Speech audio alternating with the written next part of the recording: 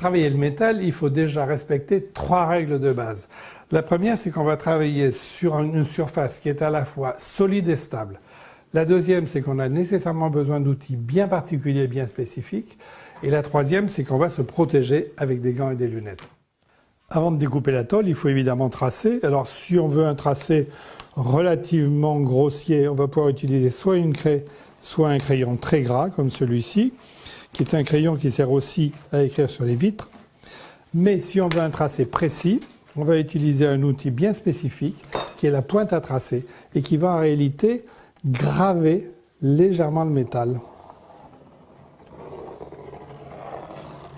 Et la pointe crée une légère entaille qui va me servir pour découper.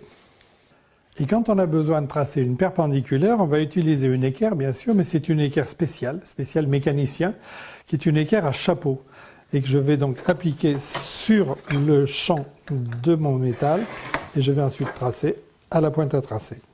La première technique de découpe du métal, c'est le sciage. Le sciage avec quoi? D'abord avec une scie à métaux. C'est une scie qui est constituée d'un cadre rigide et d'une lame. Cette lame est évidemment une lame à métaux.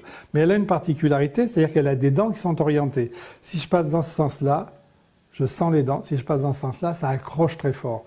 Donc c'est une lame qui va couper uniquement en poussant.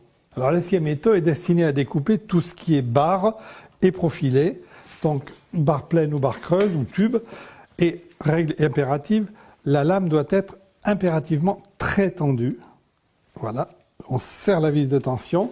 Et là, quand j'attaque, je vais attaquer en tirant, en appui sur le pouce, pour marquer mon trait de coupe. Et ensuite, je scie. Et je vous l'ai dit, le sciage se fait en tenant la scie à 2 mains et uniquement en poussant. Donc je pousse, je tire en allégeant, je pousse, je tire en allégeant. Voilà.